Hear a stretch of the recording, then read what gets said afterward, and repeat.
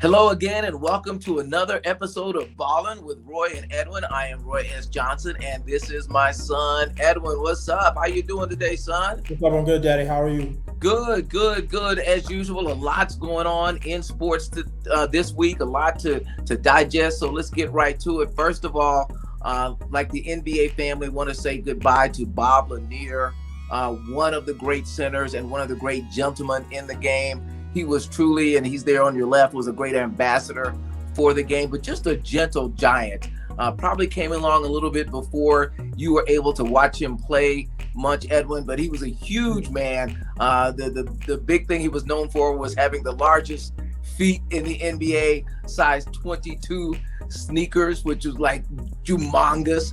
But just in person, he was a gentle giant, was a very intelligent man. I just always remembered his smile. The last time I saw him was at the Hall of Fame, Basketball Hall of Fame induction a few years ago when Bernard King was inducted, and he saw me and he just smiled, and we had a little conversation just about some of the things going on in life. He was always interested in things going on off the court. It had been reported that he was battling cancer not too long ago and passed away this week. So, just wanted him to rest in peace. Onward, big fella. It was great to get to know you. I know that the NBA family misses you as well. And his death prompted Edwyn and I to kind of come up with our own Mount Rushmore of centers. I mean, we are in this era now where centers play like guards and they play out on the floor and they shoot threes. They even win three-point shooting contests. So, we went back into the archives to come up with our Mount Rushmore of centers. So Edwyn, who's on your Mount Rushmore of NBA all-time centers? So for me, number one is Shaq. Number two is Kareem. Number three is Wilt Chamberlain. Number four is Bill Russell. Okay. All right. Give me your whys. I mean, I don't think it would be hard to argue with any of those, right? I mean, you could probably get some people who want to nitpick, but I wouldn't disagree on that four. But why did you choose them? Well, going back to the reason why at first you wanted me to change my list for the topic, when you make a Mount Rushmore, it is the greatest of all time, not just off of who you saw. Because if you just go by who you watch play, well, there are players that, with all due respect, were better, had better stats. So I'm always going to go with through history, and that's just my knowledge of sports. So for Shaquille O'Neal, I watched him play, yes, so I lean towards him, but at the same time, he is arguably the most, between him and Wilt, the most dominant players of all time, not just center, but players of all time. I mean, you're just talking about brute power, brute strength, nothing you can do to stop him. Yes, the free throws were his weakness, were his kryptonite, as he would like to refer to himself as Superman. But he is just the most unstoppable force in the history of basketball. I'm going to go with Kareem, number two, because the greatest move, I think, in the history of basketball is the skyhook, for one. And then up until next year when LeBron passes him, he is the greatest scorer of all time. And then he's pretty much been a champion on every single level, high school, NCAA, and NBA. So that's why I'm going to go with him. I'm going to go with Wilt Chamberlain because he was a freak of nature. He was the most athletic player at that point in time in the 60s, 70s. And again, 100 points in a game. He was a pretty good rebounder, pretty good shot blocker too. But his athleticism was just, he was like from another planet, with that. And then Bill Russell, again, 11 championships.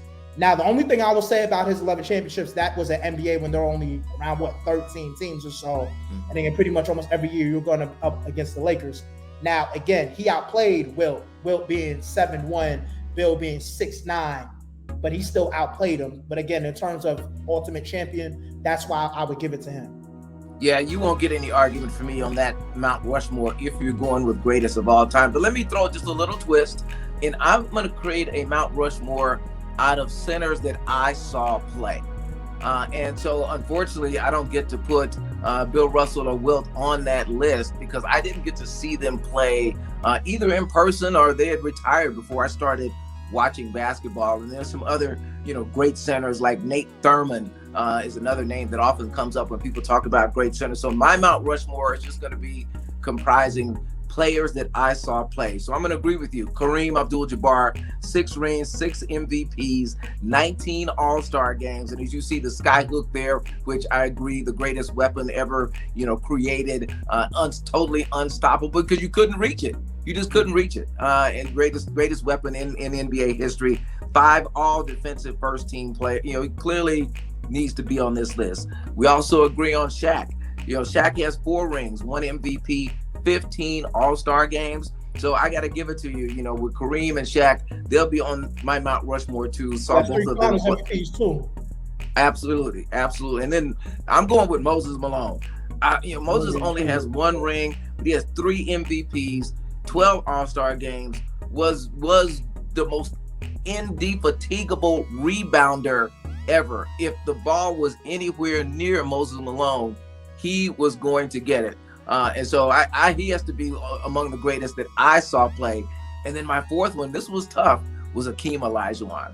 And part of it is because I remember Hakeem when he came over from Africa as a soccer player. He went to University of Houston. I remember seeing him play at Houston. He really didn't know what he was doing. This is someone who made himself almost to be as unstoppable as Kareem and Wilt. He had a turnaround jump shot that was just magic. I mean, it was like a knife. I mean, it would just slice and dice defenses. And because he was a soccer player, he had amazing feet. He had amazing quickness, and so his defensive prowess was unchallengeable. So he had 2 rings. Houston won 2 titles under him, 1 MVP, 12 All-Star games, and 5 all-defensive teams. So you're going to have to put a little asterisk next to my Mount Rushmore. It's not the greatest of all time, but it was the greatest I put eyes on, and I would dare anybody to argue with those. And of course, we leave out some great players. David Robinson, one of our favorites, Patrick Ewing with the Knicks, Bill Walton, who really is in that conversation about greatest of all time, particularly his ability to run an offense through him and pass. And then one of the greats too, Wes Unseld. I mean, he was a little big man. I mean, he was kind of like Wilt, 6'8", 6'6", 6'7", 6'9", but he was 6'9" across too, and he was able to dominate in the paint. So Wes Unseld also makes my list of just players who were overlooked that really should be noted. Now, we had a little thing going on this week, little beef between Utah center Rudy Gobert and Shaq.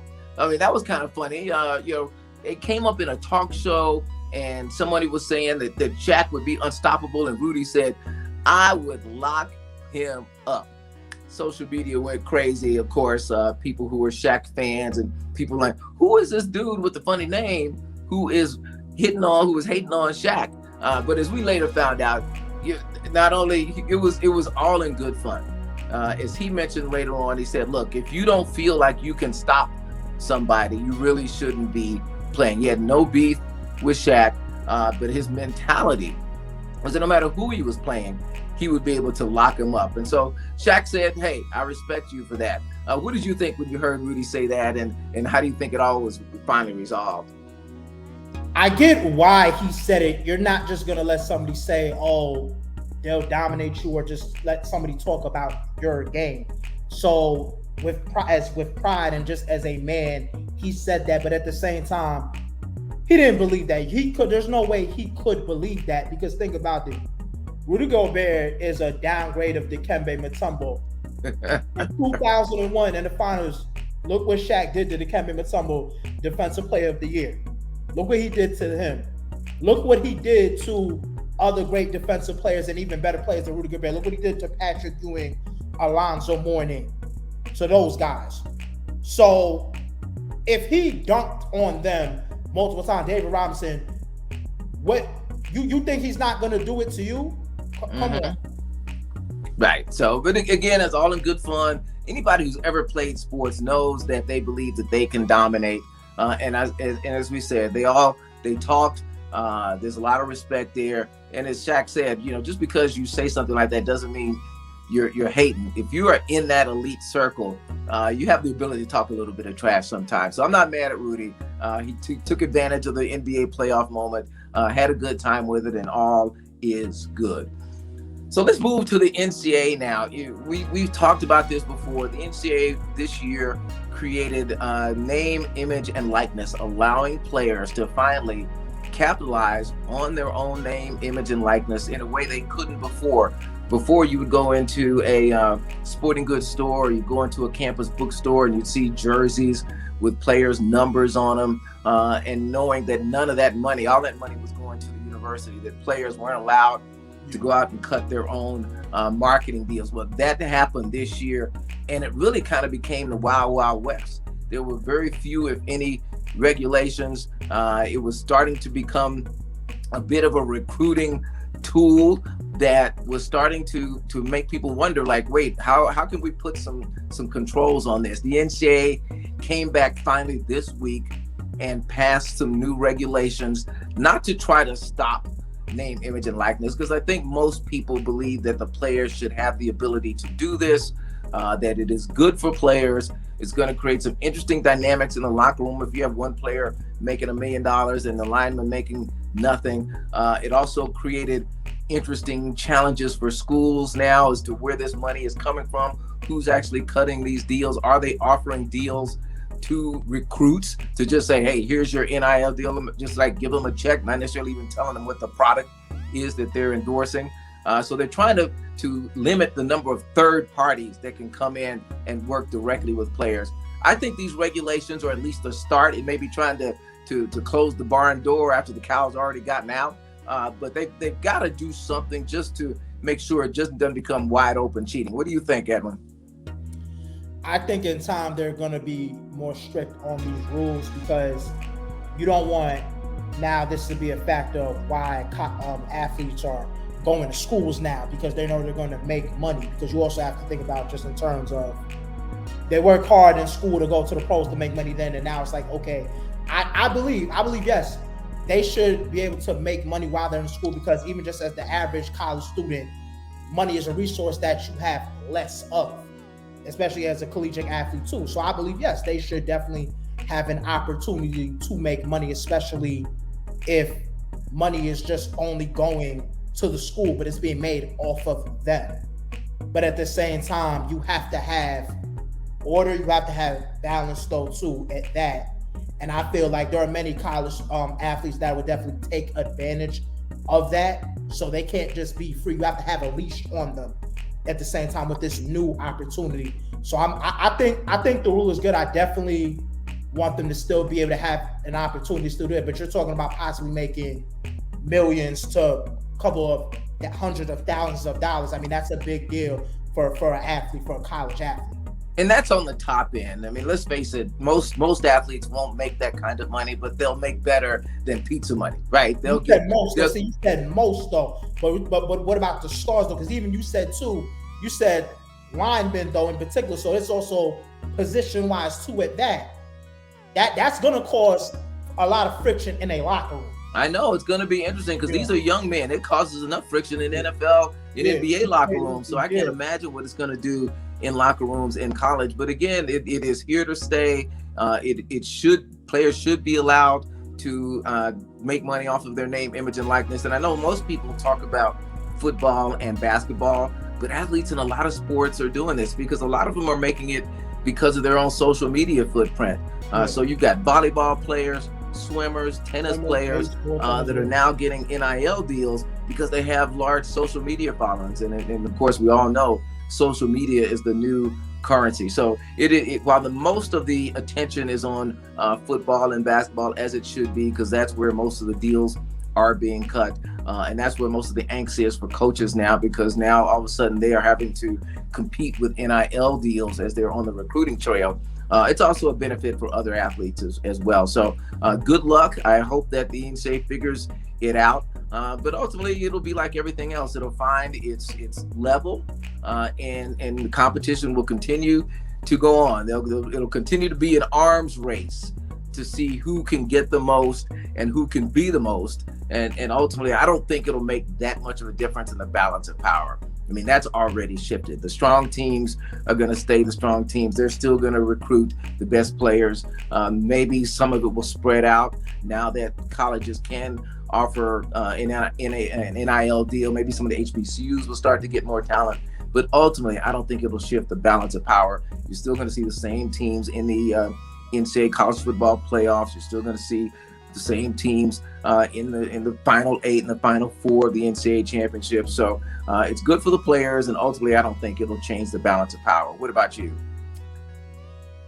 So the only thing with what you said is in terms of the balance of power, the top teams are going to be there still. That is true. Now, granted, every year teams get better, teams get worse.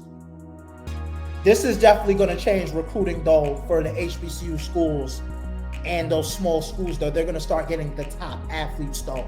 So when you say change of power, you're going to see in the next couple of years, there are going to be schools rising to the top. You're going to start seeing new schools in the Elite 8 and possibly Final 4. I will say that. And in terms of the top 25, getting closer to top 10 playoffs for football, you're going to start seeing that, because you have to look at it. Even right now, when you get coaches like Dion and Eddie George, that changes recruiting tremendously. Now you're getting top recruits, 300 recruits committing to those small schools, HBCU. So this right there is going to draw even more. So I wouldn't say that there's not going to be any differences or slight differences, because I disagree with that, because I think within the next between 3 to 5 years and 10 years, you're gonna see some schools that you never really thought would be in the equation, in the mix. Okay.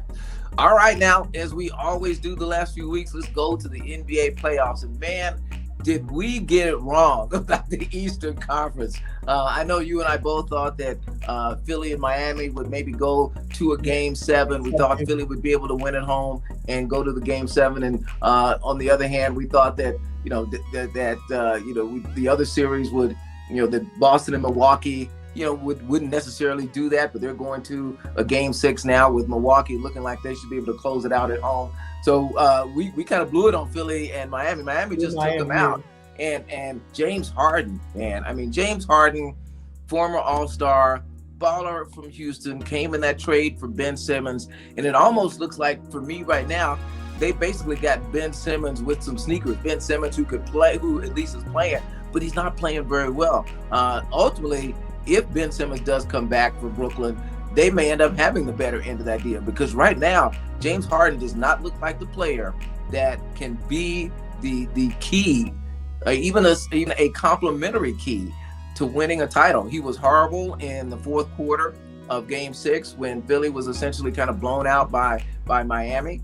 And even Joel Embiid, I mean, his teammate talked about him and basically said, look, he's not that guy anymore that everybody thought we were getting the player from Houston. He said, obviously, I'm sure when we got him, everybody expected the Houston James Harden, but that's not who he is anymore.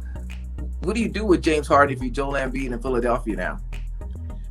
You don't give James Harden a max deal, but you don't give up on him just yet, though. A lot of people saying he's not the guy anymore, not the guy from Houston. He wasn't necessarily that guy in Brooklyn. And again, Brooklyn was a very difficult situation because of Kyrie and so forth. So I understand that part. And again, times he was out of shape, but still. But at the same time, the problem is, okay, so Joel Embiid said he's not that guy. That might be the case. And again, Joel Embiid is the guy, but when Joel was out, or he's not 100% because he was battling with injuries, and you have to give him all the credit in the world for trying to play and fight through those injuries, through a finger, broken, like I said, face mask, and I think he had a cracked rib also too on top of that. So it was a lot he was dealing with. But again, 2 shot attempts in the second half. You're known to be a scorer, arguably one of the greatest scorers of all time. Which I don't think he is, but again, Charles Barkley says he is the greatest scorer I've ever seen. I would definitely say top. But anyway, he didn't play like that last night. He only had one good game in the series. The one before that, when Joel had a bad game too, because the problem with that, Joel was just stuck on, he did not win the MVP. Jokic won it. So he was just dealing with that, being distracted by that. When they lost that game, I pretty much knew the series was going to be over. I knew that. And I think the biggest thing for me is Doc Rivers' future. That is probably the biggest thing for me. And you can see his face the second half of the game. You saw him on the bench. The last thing on Doc's mind is going to be his job, but I know he had to thought about that though during the game, during the series, because they're gonna blame him. They're gonna use him as a scapegoat. He's only been there for 2 years. He was with the Clippers for 7 years. I don't know how you thought the Clippers were going to win a championship with, yes, Chris Paul, but Blake Griffin, DeAndre Jordan. Then for 1 year, he got Kawhi and Paul George. So again, James Harden came with a couple months left in the season, not even there an entire season. And now what? You're going to question him as a coach is either one. But wait a minute, James Harden didn't show up, just like Ben Simmons didn't show up last year either. And yes, Joel Embiid was banged up and he tried his best. He toughed it out, unlike Ben Simmons did for this playoff game in the first round. And again, Maxey had a good game. Tobias Harris, they all tried their best, but that was not enough.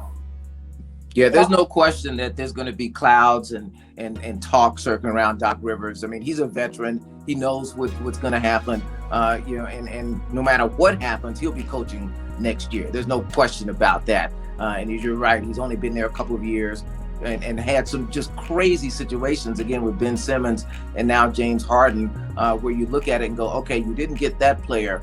Even if he's a complimentary player, even if he's a playmaker, and I give Joel Embiid credit because the rest of that quote was saying he's not that guy in Houston. What he is now is a facilitator. He's a playmaker. The problem was he wasn't aggressive. You know, that's my issue.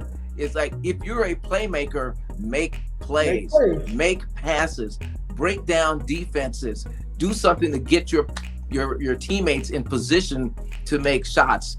So for me, it was more the lack of aggression, the lack of being assertive, being tentative, almost looking like that cat who's now at that point in his career with these young players are a little bit too much for him to handle. So he's gonna have to. I think he should just shave the beard. I think the beard is the problem. Beard's got to maybe. I don't know about that. Cut the beard off and come back as a new young player and just give it. I mean, that beard now is hanging down to the floor. I think he tripped over the beard a couple of times last night. That beard is just too much. But anyway, James Harden. Philly is gone. We got Milwaukee and Boston. Looks like Milwaukee took control of that series. Boston looked good early on, but I think they're going to close it out in Milwaukee. What do you think? I think they're going to close it. However, I would not be surprised if this goes to a Game 7. And again, I predicted Game 6, Game 7. Just because, again, Jason Tatum, Jaylen Brown, and just even what Al Horford has done to what he's contributing to also on top of that. And the defense they play, the tough defense they're playing on Giannis, but I would not be surprised. So I'm not just going to X out the possibility of a Game 7, but I'll just say, okay, they close it tonight. Okay.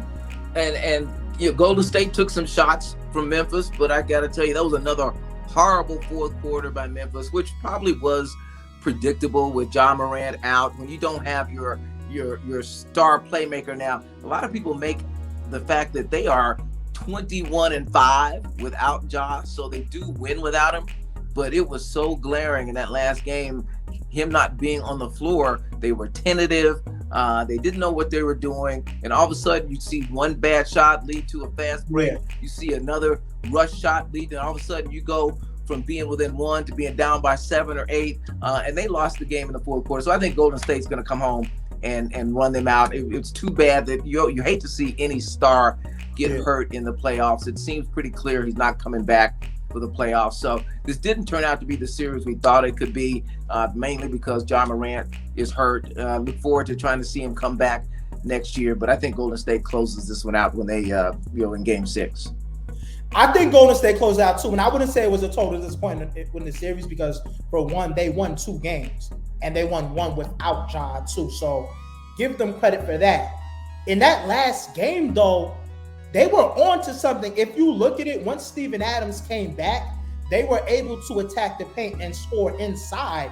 And I think that was the key that they were missing. They didn't do that. If they did that, and let's just say Steven Adams was there for the entire series, it's different because Golden State has trouble with big men. The true big men that they have, Looney, he's not a big defensive presence like that, even though Draymond's the real big man. And that's what gives them trouble. And again, they started scoring, and he started, even when Adams, he missed 3 or 4 times, he kept getting a rebound, going back up, going back up, that gives you a fight, and it puts guys in foul trouble too. Mm-hmm. But for most of the series, you wanted to get in a shooting match with them, and no, you can't win. Most teams cannot beat Golden State trying to outshoot them. If you have size, which is an advantage over Golden State, you really have to use that. And again, game one, when Draymond went out, they didn't take advantage of that. Now, the series we totally messed up was Phoenix and Dallas. I mean, I think we both thought Dallas was a nice young team, got a great star, but Phoenix was going to take them out. This thing is going to a game 7. And anything can happen in a game 7. This is going to be Sunday, Dallas in Phoenix. You know, you just throw the ball up in game 7s and anything can happen. There's no doubt Phoenix should win this series. That's why you play. That's why you win. So you have that deciding game 7 on your floor. That is the whole purpose of the regular season. Any coach, any player will tell you that when you get into the playoffs, you don't mind going to a game 7, but you want to play it on your home court. So Phoenix has that, but Dallas is gonna leave it all out there. So what do you think, Dallas or Phoenix in game 7 in this series? I'm going to say Phoenix. Okay. If there was money involved, I probably would go with Dallas, but no, I will say Phoenix. The reason why I'm going to say Phoenix, and again, Luka was able to get to the basket the other night. He was just able to do that. And again, his upper body strength is amazing. They didn't wall him off like you would wall off Giannis. Mm-hmm. That's for one. And I think he's still probably going to get 45, 50 points or so. But I think Phoenix is able to bring it all together. They're going to be able to last with, again, Jason Kidd's strategy of the small ball, which has kept Dallas in the game, which I said it would. Mm-hmm. But, I think Chris Paul, everything, his mind is going to come back together from a couple distractions with his family, which was understandable, and just all these other young players from Aiden to Jay Crowder, and they're going to be able to just pull it together with the experience, trying to get back closer to not just getting back to the finals, but this year to take it, which I don't think they will, but they're definitely trying to get back there. Anything short of that, of course, is going to be a disappointment. Game 7s usually come down to superstars. Both of these teams' superstars are healthy. Chris Paul seems to be reasonably healthy. As you mentioned, he had a distraction because of an incident that happened between a fan and his family in Dallas. You think he's able to get through that. And then with Luka is clearly on his game now. He is playing well. I like Dallas in this game because I think Devin Booker is going to be the X factor. Chris Paul is going to play his game. Yeah. If Devin Booker really comes up with a superstar game, it may be difficult for Dallas to counter that, even though everybody's playing their role right now. Dallas is playing extremely well. If it comes down to it and Luka has a chance to win it, I think they can pull it off. So again, there's no money involved. I may have to get a special meal from Chef Edwyn on this one, but you're going to go with Phoenix. I'm going to go with Dallas, and we'll see. But I love game 7s. I think it's going to be great. That's one of those you just get your popcorn and sit back and watch and hope that it's a close game in the fourth quarter. And whoever wins is on to the Western Conference Finals. So thank you again. As always, loved having our little intergenerational debate, see what's going on in sports. Before we go, I want to wish you happy birthday. It is not quite your birthday today. In a couple of days, you are growing into a wonderful young man. I'm extremely proud of you. I love you. I won't be with you on your birthday, but certainly you will hear from me. Just want to wish you happy birthday and continue God's love and grace. So just know that we're all out here rooting for you, and just continue to be the man that you are growing into be. So everybody else, we thank you for joining us on Ballin. Join us again for the next episode. We will continue to take an intergenerational look at sports, the issues and people and games that people are talking about. So until then, what do you tell everybody to do, Edwyn? Keep balling. All right. See you. Peace.